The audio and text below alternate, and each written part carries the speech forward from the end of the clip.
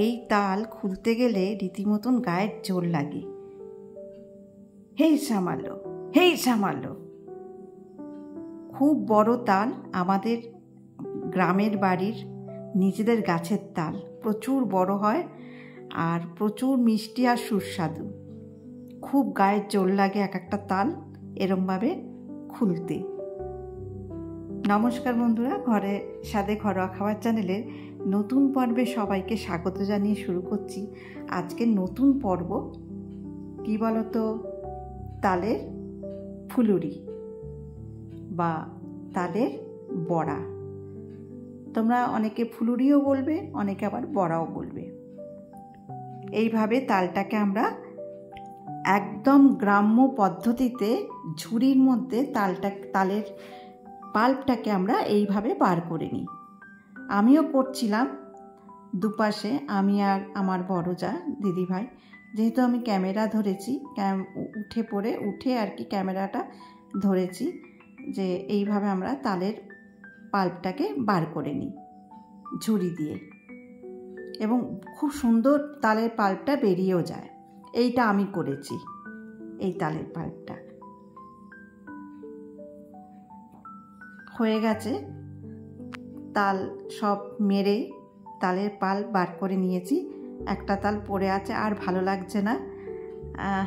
অফুরন্ত তাল খাওয়াও হচ্ছে। গ্রামের বাড়িতে এসেছি, একদিনও তাল ছাড়া একদিন এক একটা পদ রান্না হচ্ছে, আর তোমাদেরও দেখাচ্ছি। তালের মাড়ি অথবা পাল্প এইভাবে আমরা সংরক্ষণ করে রাখি। তাল শেষ হয়ে যাওয়ার পরও বেশ কিছুদিন খাওয়াও যায়। প্রথমে কড়াইতে সর্ষের তেল দিতে হবে, কিন্তু সর্ষের তেল দিয়ে অল্প পরিমাণে সর্ষের তেল দিয়ে তালের পাল্পটাকে দিয়ে দিতে হবে। তার মধ্যে আখের গুড় দিয়ে একদম চটচটে হয়ে এলে সেই পাল্পটাকে নামিয়ে নিতে হবে, এবং একটা জায়গা ঠান্ডা হয়ে গেলে স্টোর করে ফ্রিজে রেখে দিতে হবে। এইভাবে কিন্তু আমরা তালের পাল্পকে স্টোর করে রেখে দিতে পারি। আমাদের করতে হয় না, যেহেতু অফুরন্ত তাল সবসময় পড়ছে, গাছ থেকে নেওয়া হচ্ছে। তালের ফুলুরি খাওয়ার জন্য বা তালের বড়া খাওয়ার জন্য আমরা সমপরিমাণে আটা আর চালের গুঁড়ো এর মধ্যে নিয়ে নিয়েছি। তালের যে পাল্পটা আমরা তৈরি করেছি তার মধ্যে নিয়ে নিয়েছি। এর মধ্যে কিন্তু গুড় দেওয়া আছে তালের পাল্পের মধ্যে। এবার ভালো করে সেটাকে মিশিয়ে নেব। আর খুব সামান্য পরিমাণে বেসনও নিয়ে নিয়েছি।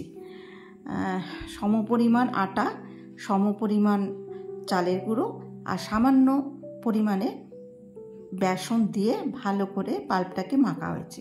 তার মধ্যে দিয়ে দিলাম কালো জিরে আর মৌরি, আর সামান্য পরিমাণে একটু চিনিও দিয়ে দিচ্ছি। মিষ্টিটা একটু কম কম লাগছে যেহেতু চালের গুঁড়ো আর আটাটা পড়েছে।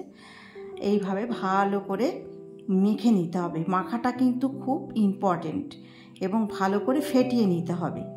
যত ফেটানো যাবে ফুলুরি তত তালের বড়া তত ফুলবে। এইবার ভাজা হচ্ছে, আমার কাকি শাশুড়ি কাকিমা ভেজে দিচ্ছে।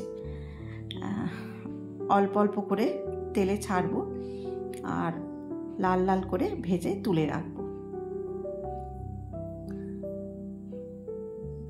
খুব সহজ, তোমরাও এরম বাড়িতে করে নিতে পারবে। তাহলে আমার আজকের রেসিপিটা তোমাদের কেমন লাগলো অবশ্যই কিন্তু কমেন্ট বক্সে কমেন্ট করে জানাবে। সেই একটা কথা আছে না, তালের বড়া খেয়ে নন্দ নাচিতে লাগিল। সামনেই কিন্তু জন্মাষ্টমী, তোমরা এইভাবে তালের বড়া তৈরি করে ঠাকুরকে নিবেদন করতে পারো। হয়ে গেছে আমার তালের বড়া। আজকের রেসিপিটা কেমন লাগলো জানিও, আর লাইক কমেন্ট শেয়ার করো, আর সাবস্ক্রাইব একটা চাই। আজকের মতন টাটা।